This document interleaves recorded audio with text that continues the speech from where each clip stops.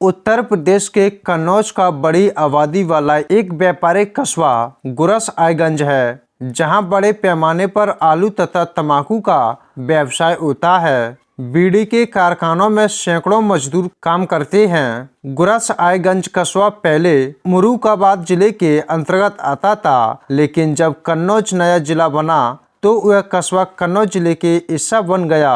इसी गुरसआयगंज कस्बे से करीब 5 किलोमीटर दूर सौरेक रोड पर बसा एक गांव गौरैयापुर कोतवाली गुरसआयगंज के अंतर्गत आने वाले इसी गांव में रमेश चंद दोहरे का परिवार रहता था। उसके परिवार में पत्नी उमा देवी के अलावा एक बेटी संगीता थी। रमेश चंद्र के पास 3 बीघा खेती की जमीन थी। उसी की उपज से वह परिवार का भरण पोषण करता था। संगीता सुंदर थी। जब उसने 7वां बसंत पार किया तो उसकी सुंदरता में गजब का निखार आ गया। बातें में बड़ी मन भावुक करती थी, लेकिन पढ़ाई लिखाई में उसका मन नहीं लगता था, जिसके चलते वह 8वीं कक्षा से आगे नहीं पढ़ सकी। इसके बाद वह घर के रोजमर्रा के काम में माँ का हाथ बटाने लगी। संगीता जिद्दी स्वभाव की थी। वह उस चीज़ों की जिद करती, उसे हासिल करके ही दम लेती। संगीता के घर प्रवींद्र का आना जाना लगा रहता था। वह संगीता की माँ उमा देवी का सगा छोटा भाई था, यानी संगीता का मामा। वह हरदोई जिले के खतनपुर गांव का रहने वाला था और अक्सर अपनी बहन उमा के ही घर पड़ा रहता था। जब भी आता हफ्ते 10 दिन रुकता। उमा का पति रमेशचंद इसलिए कुछ नहीं बोलता क्योंकि वह उसका साला था। संगीता और प्रवींद्र हम उम्र थे। प्रवींद्र उससे 2 साल बड़ा था। हम उम्र होने के कारण दोनों में खूब पटती थी। प्रवींद्र बातूनी था, इसलिए संगीता उसकी बातों में रुचि लेती थी। उमा समझती थी कि प्रवींद्र को उससे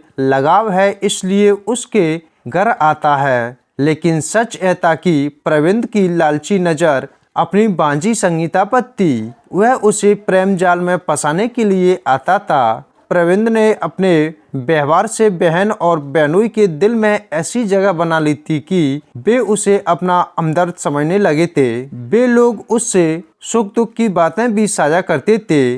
दरअसल रमेश चंद्र उसे इसलिए वफादार समझने लगे थे कि क्योंकि प्रवींद्र उसके खेती के कामों में भी हाथ बटाने लगा। खाद बीज लाने की जिम्मेदारी भी बड़ी उठाता था। इन्हीं सब कारणों से प्रवींद्र रमेश की आंखों का तारा बन गया था। हमारे समाज में युवा हो रही लड़कियों के लिए तमाम बंदिशें होती हैं। वह किसी बाहरी लड़के से हंस बोल ले तो उन्हें डांट पड़ती है। यह उम्र जिज्ञासाओं की होती है। मन हवा में उड़ान बनने को मचलता है। पारिवारिक और सामाजिक वंचनाओं की वजह से आमतौर पर देखा गया है कि लड़कियां अपने रिश्तों के करीबी युवाओं से ज्यादा घुल जाती हैं। वह उनका मामा, जीजा, चचेरा या मौसेरा या ममेरा बाई कोई भी हो सकता है। वे उसे अपना दोस्त बना लेती हैं। संगीता के सबसे नजदीक मामा प्रवीण था, अतः उन दोनों में भी ऐसा ही रिश्ता था। शुरुआती दिनों में जब प्रवीण ने बहन उमा के घर आना शुरू किया था, तब उसके मन में संगीता के लिए कोई गलत भावना नहीं थी। रिश्ते में वह उसकी बांझी थी, किंतु भावना में तूफान आते और रिश्ता बदलते कितनी देर लगती है। संगीता से मेल मिलाप की वजह से प्रवींद्र की भावना में भी तूफान आ गया और मामा बांझी के पवित्र रिश्ते पर कलंकित लगना शुरू हो गई। वह कि एक दिन प्रवींद्र उमा के घर पहुंचा तो परिवार सहित गांव में एक परिचित के घर समारोह में जाने को तैयार थी। संगीता भी वनी समरी थी। उसने गुलाबी सलवार सूट पहना था और खुले बाल कमर पर लहरा रहे थे। उस समय संगीता बेहद खूबसूरत लग रही थी। संगीता का वह रूप प्रवींद्र की आंखों के रास्ते से दिल में उतर गया। प्रवींद्र के मन में कामना की ऐसी आंधी चली कि उसकी धूल से सारे रिश्ते नाते को ढक लिया। वह भूल गया कि संगीता उसकी भांजी है। प्रवींद्र का मन चाह रहा था कि संगीता उसके सामने ही रहे और वह उसे अपलक देखता रहा, लेकिन ऐसा कहाँ संभव था। वे लोग तो समारोह में जाने को तैयार थे। प्रवींद्र को घर की ताला कुंजी देकर वे सब चले गए। प्रवींद्र की नजरें जब तक संगीता का पीछा करती नहीं, जब तक वह आंखों से ओझल नहीं हो गई।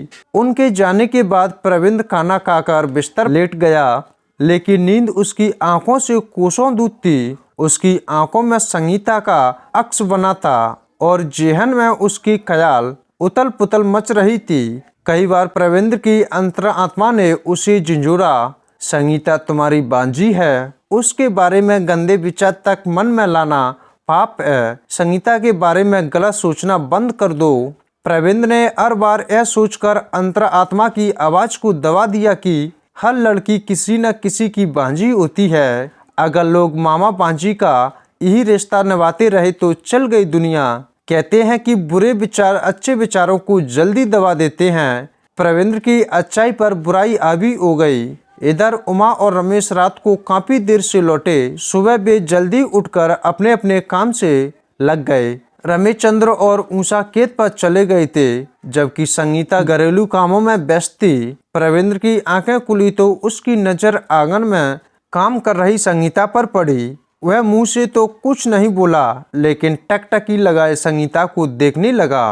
प्रविंद को इस तरह अपनी ओर ताकते देख संगीता ने टोका, क्या बात है मामा, तुम कुछ बोल नहीं रहे हो, बस टकटकी लगाकर मुझे ही देखे जा रहे हो। इसलिए देखा जा रहा हूँ कि तुम बहुत खूबसूरत हो। जी चाहता है तुम सामने खड़ी रहो और मैं तुम्हें देखता रहूं। यह कमकत नजरें तुम्हारे चेहरे से हटने का नाम ही नहीं ले रही। वह बोला। संगीता मामा के मन का मैल ना समझकर उन्मुक्त हंसी हंसने लगी। हंसी पर विराम लगा तो बोली, यह कौन सी नई बात है, गांव में भी सब कहते हैं कि संगीता बहुत खूबसूरत हो। फिर वह शरारत से उसकी आंखों में देखने लगी। कैसे मामा हो जिसे आज पता चला कि मैं खूबसूरत हूँ। आज नहीं, मैंने कल जाना कि तुम खूबसूरत हो। प्रविंद के मन की बात उसकी जुबान पर आ गई। गुलाबी रंग का सलवार सूट तुम्हारे गोरे बदन पर बेहद जच रहा था। ऊपर से तुम्हारा मेकअप तो मेरे दिल पर बिजली गिरा रहा था। किसी दुल्हन से कम नहीं लग रही थी तुम। संगीता अपनी सौंदर्य की तारीफ सुनकर गदगद हो गई। उसने शर्म से नजरें झुका लीं, साथ ही उसके मन में कांटा सा चुभा। वह सोचने लगी कि क्या मामा के दिल में खोट आ गया जो ऐसी बातें उससे कर रहे हैं।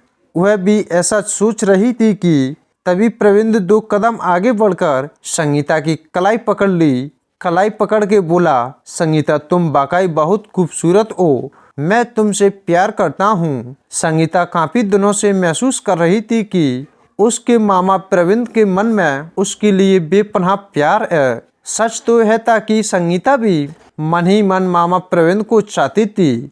यही कारण था कि जब प्रविंद ने अपनी मोहब्बत का इजहार किया तो संगीता ने फौरन इकरार करते हुए कह दिया, हाँ मैं भी तुम्हें दिल की गहराइयों से चाहती हूँ। खामोश मोहब्बत को जुबान मिली तो संगीता और प्रविंद की आशिकी के रंग निकलने लगे।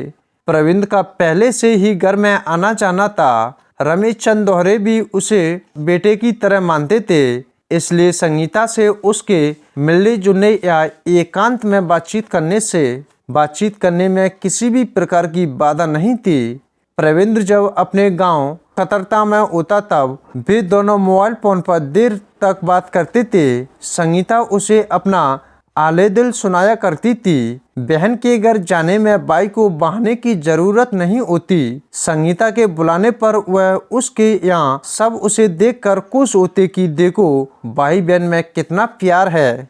लेकिन यह तो केवल संगीता जानती थी कि प्रविंद किस लिए आता है। ज्यों-ज्यों दिन गुजरते गए, संगीता और प्रविंद की मोहब्बत के ताजगे भी बढ़ते गए। उनकी चाहत तन्हाई और खुफिया मुलाकातों की मांग करने लगीं। रात को जब सब लोग सो जाते तब संगीता और प्रविंद चुपके से उठकर छत पर चले जाते और वहां एक दूसरे की बाहों में खो जाते। तन्हाई और रात के सन्नाटे में 2 जिस्म मिले तो जज्बात भड़कते ही हैं। संगीता और प्रविंद भी अपनी भावनाओं पर काबू नहीं पा सकते। वे एक दूसरे को समर्पित हो गए। समय बीतता रहा, किसी को अब तक नहीं खबर थी कि संगीता और प्रविंद एक दूसरे से प्यार करते हैं। मन से ही नहीं, दोनों तन से भी एक हो चुके हैं। प्रविंद्र और संगीता के इश्क का खेल 2 सालों तक निर्बाध रूप से चलता रहा, लेकिन एक रोज उनका फंडा फूट गया। उस दिन शाम को प्रविंद्र आया तो पता चला रमेश जीजा रिश्तेदारी में उन्नव गए हैं। वह 3 दिन बाद घर लौटेंगे। उमा आंगन में अकेली बैठी थी और संगीता रसोई में खाना बना रही थी। जो ही प्रविंद्र उमा के पास आकर बैठा, उसने वहीं से रसोई की ओर मुंह कर आवाज लगा दी, बेटी संगीता, मामा आए हैं, इनके लिए भी खाना बना लेना। प्रविंद्र चारपाई पर पसर गया और हंसकर बोला, हाँ दीदी, खाना भी खाऊंगा और रहूंगा भी। जीजा बाहर गए हैं ना, इसलिए घर और तुम दोनों की देखरेख करना मेरा फर्ज है। वैसे भी दीदी, तुम मुझे फोन पर बता देती तो मैं दौड़ा चला आता। यह भी कोई कहने की बात है। उमा भी हंसने लगी। मैं खुद तुमसे यही रुकने को कहने वाली थी, लेकिन तूने मेरे मुंह की बात छीन ली। संगीता को पता चला कि मामा आए हैं तो उसका शरीर रोमांच से भर गया। वह जान गई कि आज की रात रंगीन होने वाली है। उसने खाना बनाकर तैयार किया, फिर माँ और मामा को खिलाया। उसके बाद खुद खाना खाकर घर की साफ सफाई की। प्रविंद्र छत पर सोने चला गया और संगीता माँ के साथ नीचे कमरे में पड़ी चारपाई पर लेट गई। कुछ देर बाद उमा तो सो गई, लेकिन संगीता की आंखों में नींद नहीं थी। उमा जब गहरी नींद सो गई तो संगीता दबे पांव उठी और प्रविंद्र के पास छत पर जा पहुंची। प्रविंद्र भी उसके आने का ही इंतजार कर रहा था। संगीता के पहुंचते ही उसने उसे बाहों में बल लिया। इधर आधी रात को उमा की आंख खुली तो उसने संगीता को चारपाई पर नहीं पाया। वह उसे खोजते हुए आंगन में आई तो उसे छत पर गुसुर पुसुर की आवाज सुनाई दी। वह जीने की ओर बढ़ी, तभी संगीता जीने से नीचे उतरी। शायद उसे माँ के जागने का आभास हो गया था। कमरे में पहुंचते ही उमा ने पूछा, संगीता, तू आधी रात को छत पर क्यों गई थी? मामा उल्टियां कर रहे थे, उन्हें पानी देने गई थी। संगीता ने बहाना बना दिया। उमा ने संगीता की बात पर विश्वास तो कर लिया, किंतु उसके मन में शक का बीज अंकुरित होने लगा। अब वह दोनों पर कड़ी नजर रखने लगी। संगीता और प्रविंद्र निगरानी के कारण सतर्कता बरतने लगे, लेकिन सतर्कता के बावजूद एक रात उमा ने संगीता और प्रविंद्र को नंगे हाथ पकड़ लिया। उस रात उषा ने संगीता की जमकर पटका लगाई और उसकी पिटाई भी कर दी। उसने छोटे भाई प्रविंद्र को भी भला बुरा कहा और रिश्तों को कलंकित करने का दोषी ठहराया। अपराध बोध के कारण प्रविंद्र ने सिर झुका लिया। फिर जब उषा का गुस्सा ठंडा पड़ गया तो प्रविंद्र ने बहन के पैर पकड़ लिए। दीदी, जवानी के जोश में हम और संगीता बहक गए थे, इस बार माफ कर दो। आइंदा ऐसी गलती नहीं होगी। चूंकि बेटी का मामला था, ज्यादा शोर मचाने से उसकी बदनामी होती। प्रविंद्र अपने घर चला गया। इसके बाद करीब 3 महीने तक प्रविंद्र बहन के घर नहीं आया। हाँ, इतना जरूर था कि संगीता और प्रविंद्र जब तक मोबाइल फोन पर बात नहीं कर लेते और अपने दिल की लगी बुझा लेते। 3 माह बाद प्रविंद्र को संगीता की ज्यादा याद सताने लगी तो वह एक रोज बहन के घर आ पहुंचा। उषा ने प्रविंद्र के आने पर ऐतराज तो नहीं जताया, लेकिन संगीता से दूर रहने की इरादा दी। प्रविंद्र अब उषा के सामने ही संगीता से बात करता था। रात को घर के अंदर के बजाय घर के बाहर सोता। इस तरह प्रविंद्र का आना जाना फिर शुरू हो गया। कहावत है कि आग और पूछ एक साथ होंगे तो धुआं तो उठेगा ही और जलेगा भी। संगीता और प्रविंद्र भी आग पूछ की तरह थे। कुछ दिनों तक तो वे दोनों सुलगते रहे। आखिर में जब नहीं रह गया तो सतर्कता के साथ मिलने लगे। उषा और रमेश दोनों की संगीता व प्रविंद्र पर नजर रखते थे, परंतु वे उनकी पकड़ में नहीं आए। संगीता अब 20 साल की उम्र पार कर चुकी थी और उसके कदम भी बह गए थे। इसलिए उषा और रमेश चाहते थे कि जितना जल्दी हो सके उसके हाथ पीले कर दिए जाएं। संगीता का विवाह करने के लिए दोनों ने उपयुक्त घरवार की तलाश भी शुरू कर दी। संगीता को शादी वाली बात पता चली तो वह प्रविंद्र की छाती से मुंह छिपाकर बिलख पड़ी। कुछ करो मामा, किसी दूसरे से मेरी शादी हो गई तो मैं जहर खाकर मर जाऊंगी। प्रवीण की आंखें भी बरसने लगीं। तुम्हारे बगैर मैं भी कहाँ जिंदा रह सकता हूँ। तुमने जहर खाया तो मैं भी जहर खाकर अपनी जीवन लीला समाप्त कर दूंगा। हमारी आशिकी का जनाजा निकलने में देर नहीं है, इसलिए कह रही हूँ कि जल्दी ही कुछ करो। करना तो चाहता हूँ पर समझ नहीं आता कि क्या करूं। प्रवीण उलझन में पड़ा हुआ था। हम दोनों की शादी नहीं हो सकती और हमेशा के लिए तुम्हें अपना बनाने का रास्ता सूझ नहीं रहा। प्रवीण मुझे एक तरकीब सूझी है। संगीता अचानक उलझन से भर गई। मगर तुम उस पर अमल करने को राजी हो जाओ तो हम हमेशा के लिए एक हो सकते हैं। कैसी तरकीब है? प्रवीण ने पूछा। चलो हम भाग चलें। संगीता ने अपनी राह सुनाई। दिल्ली मुंबई जैसे शहर में हम अपने प्यार की अलग दुनिया बसाएंगे। वहाँ इतनी भीड़ रहती है कि कोई भी हमें ढूंढ नहीं सकेगा। प्रवीण कुछ देर सोचता रहा, फिर बोला, संगीता तुम्हारी तरकीब तो सही है, लेकिन मुझे डर सता रहा है। कैसा डर? संगीता ने अचानक पूछा। यह कि मैं तुम्हें लेकर भागा तो तुम्हारे घर वाले मेरे खिलाफ रिपोर्ट दर्ज करा देंगे, फिर पुलिस हमें पकड़ेगी। उसके बाद तुम अपने माता पिता के सपुर्द कर दी जाओगी और मैं जेल जाऊंगा। जब तक जेल से बाहर आऊंगा तब तक पता चलेगा कि घर वालों ने तुम्हें समझा बुझाकर किसी दूसरे से तुम्हारी शादी करा दी। ऐसे मामले में अक्सर यही होता है कि प्रवीण बोला। प्रवीण की बात सुनकर संगीता के माथे पर चिंता की लकीरें खिंच गईं। अपनी बात का असर पड़ता देख प्रवीण आगे बोला, तुम्हारी बात है कि घर से भागकर दूसरे शहर में बसना आसान नहीं है। उसके लिए पैसे चाहिए और पैसे हमारे पास नहीं हैं। संगीता कुछ देर सोच में डूबी रही। उसके बाद बोली, प्रवीण मुझे माता पिता का विरोध और तुम्हारी जुदाई बर्दाश्त नहीं होती। हम हर हाल में अपना घर बसाना चाहते हैं, इसलिए तुम कुछ भी करो, मैं तुम्हारा साथ दूंगी। तो सुनो, एक तरकीब है मेरे पास, लेकिन उसके लिए तुम्हें अपना कलेजा मजबूत करना होगा। उस तरकीब से हमारी सारी समस्याएं हल हो जाएंगी और धन भी मिल जाएगा। प्रवीण ने कहा। ऐसी कौन सी तरकीब है? संगीता ने विस्मय से पूछा। मुझे अपने बहन और बहनोई और तुम्हें अपने माता पिता को मौत की नींद सुलाना होगा, फिर घर से नकदी और गहने लेकर फरार हो जाएंगे। इस तरकीब से किसी को हम पर शक नहीं होगा। लोग समझेंगे कि बदमाशों ने घर में लूट की और विरोध पर दोनों की हत्या कर दी और लड़की का अपहरण कर लिया। संगीता प्रवीण के प्यार में अंधी हो चुकी थी, इसलिए वह खूनी मांग सजाने को तैयार हो गई। उसने प्रेमी मामा प्रवीण की तरकीब को मान लिया और अपनों का खून बहाने को राजी हो गई। इसके बाद प्रवीण और संगीता ने रमेशचंद्र और उषा के कत्ल की योजना बनाई। योजना के तहत प्रवीण अपने गांव चला गया ताकि बहन के पड़ोसियों को उस पर शक न हो। गांव में रहने के दौरान वह संगीता के संपर्क में बना रहा। 8 अक्टूबर 2019 की सुबह प्रवीण ने संगीता से मोबाइल पर बात की और रात में घटना को अंजाम देकर फरार होने की बात बताई। उसने यह भी कहा कि वह रात 10 बजे उसके घर पहुंचेगा, दरवाजा खुला रखे। प्रेमी मामा से बात होने के बाद संगीता घर से भागने की तैयारी में जुट गई। उसने मां से चोरी छुपे बैग में अपने कपड़े तथा जरूरी सामान रख लिया।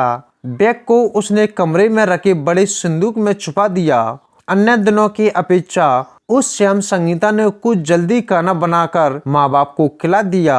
खाना खाकर उषा और रमेश कमरे में पड़े। कुछ देर बाद दोनों गहरी नींद सो गए।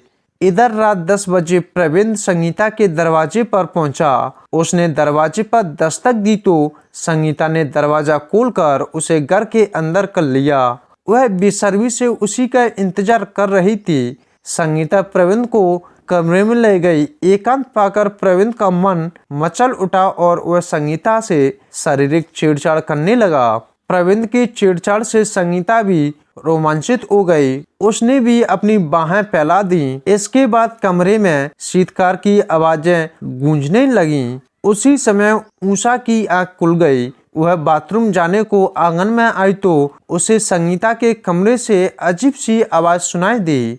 वह जान गई कि कमरे में बेटी के साथ कोई और भी है और दोनों को शारीरिक संबंध बनाते नंगे हाथ पकड़ लिया। ऊषा ने संगीता की चोटी पकड़ खींची और गाल पर ताबड़तोड़ तमाचे जड़ दिए। उसी समय प्रविंद ने बहन उमा का हाथ पकड़ लिया। आज तुम्हें विरोध बहुत महंगा पड़ेगा। इसके बाद प्रविंद और संगीता ने ऊषा को दबोच लिया और कमरे में पड़ी चारपाई पर गिराकर उसके हाथ पैर रस्सी से बांध दिए। फिर वे दोनों उस कमरे में पहुंचे जहां रमेश चंद्र सख्त पर सो रहे थे। उन दोनों ने मिलकर रमेश के भी हाथ पांव रस्सी से बांध दिए। इसके बाद संगीता फावड़ा लेकर आई। उसने मां की गर्दन पर फावड़े से कई बार किए जिससे उसकी गर्दन कट गई और बिस्तर खून से ताबड़ताल हो गया। ऊषा की हत्या करने के बाद दोनों रमेश के पास पहुंचे। वहां प्रविंद ने फावड़े से गर्दन पर वार कर उसे भी मौत की नींद सुला दिया। 2 हत्याओं को अंजाम देने के बाद प्रविंद और संगीता ने मिलकर पूरे घर को खंगाला। कमरे में रखे बक्से में लगे तालों की चाबी से खोला। फिर उनमें रखी नकदी व जेवर को अपने कब्जे में कर लिया। इसके बाद दोनों इत्मीनान से घर से फरार हो गए। दूसरे दिन सुबह 10 बजे तक जब रमेश चंद के घर में कोई हलचल नहीं हुई तो पड़ोसियों में चर्चा शुरू हुई। इसी बीच पड़ोसी राजू गौतम ने थाना गुरस आयतगंज पुलिस को मोबाइल द्वारा सूचना दी। सूचना पाते ही कोतवाल नागेंद्र पाठक पुलिस टीम के साथ गोरैया गांव स्थित रमेश चंद्र दोहरे के मकान पर आ गए। उन्होंने पुलिस के साथ घर में प्रवेश किया तो अवाक रह गए। 2 अलग अलग कमरों में ऊषा और रमेश चंद्र की निर्मम हत्या कर दी। दोनों के हाथ पैर भी बंधे हुए थे। खून से सना फावड़ा कमरे में पड़ा था। जाहिर था कि दोनों की हत्या फावड़े से वार करके की गई थी। कमरे में रखे बक्से के ताले खुले पड़े थे। सामान बिखरा था। ऐसा लग रहा था कि जैसे बदमाशों ने हत्या के बाद लूटपाट भी की थी। घर से मृतक दंपत्ति की जवान बेटी संगीता गायब थी। कोतवाल नागेंद्र पाठक ने डबल मर्डर की सूचना वरिष्ठ पुलिस अधिकारियों को दी तो कुछ ही देर बाद एसपी अमरेंद्र प्रसाद सिंह तथा एएसपी केसी गोस्वामी भी आ गए। उन्होंने मौके पर फोरेंसिक टीम को भी बुला लिया। पुलिस अधिकारियों ने जहां घटना स्थल का मुआयना किया वहीं फोरेंसिक टीम ने यानी कि सबूत जुटाए। पुलिस अधिकारियों ने मौका मुआयना कर दोनों शवों को पोस्टमार्टम के लिए कन्नौज भिजवा दिया और हत्या में इस्तेमाल रस्सी व फावड़ा जब्ती में शामिल कर लिए। एसपी अमरेंद्र प्रसाद सिंह को जांच के बाद लगा कि दोहरे हत्याकांड को अंजाम बदमाशों ने दिया और उसकी बेटी संगीता का अपहरण कर लिया। इन्होंने इसी दिशा में जांच शुरू करवाई। जांच आगे बढ़ी तो पता चला कि मृतक ऊषा देवी का भाई प्रविंद का घर में आना जाना था। यह भी पता चला कि प्रविंद भी घर से फरार है। एक बात और भी चौंकाने वाली पता चली, वह यहीं के प्रविंद और संगीता जो रिश्ते में मामा भांजी हैं, उनके बीच नायाब रिश्ता था और रमेश इसका विरोध करता था। प्रविंद और संगीता पुलिस की राडार पर आए तो उनकी तलाश शुरू हुई। उनकी लोकेशन पता करने के लिए पुलिस ने उन दोनों के मोबाइल नंबर सर्विलांस पर लगाए, लेकिन मोबाइल बंद होने से उनकी लोकेशन नहीं मिल पा रही थी। पुलिस ने उनकी खोज दिल्ली, हरियाणा, चंडीगढ़ आदि संभावित स्थानों पर भी की, लेकिन उनका कुछ पता नहीं चला। तब पुलिस ने दोनों पर 25-25 हजार का इनाम घोषित कर दिया। इधर प्रविंद और संगीता डबल मर्डर करने के बाद बस द्वारा कानपुर आए, फिर ट्रेन से मुंबई पहुंचे। वहां पे 1000 रुपये देकर शमशाद नाम के ऑटो ड्राइवर की झोपड़ी में रात भर रुके। फिर वहां से ट्रेन द्वारा हुगली शहर गए। हुगली शहर के भद्रेश्वर थाना क्षेत्र के RBS रोड पर प्रविंद ने एक झोपड़ी किराए पर ले ली। झोपड़ी मालिक नगमा को उसने बताया कि वे दोनों पति पत्नी हैं। प्रविंद वहां मेहनत मजदूरी कर अपना व संगीता का भरण पोषण करने लगा। धीरे धीरे 3 माह बीत गए। नए साल में प्रविंद ने अपने मजदूर साथी से 500 रुपये में एक मोबाइल फोन खरीदा और उसमें अपना सिम कार्ड डालकर चालू किया मोबाइल फोन चालू होते ही पुलिस को उसकी लोकेशन पता चल गई। उसकी लोकेशन हुगली शहर की थी। यह जानकारी जब एसपी अमरेंद्र प्रसाद को मिली तो उन्होंने एक पुलिस टीम उंगली रवाना कर दी। वहां पुलिस ने रविंद्र व संगीता को हिरासत में लिया। 8 जनवरी 2020 को थाना गोरसआयगंज पुलिस ने अभियुक्त प्रवीण और संगीता को जिला अदालत में पेश किया, जहां से दोनों को जिला जेल भेज दिया गया।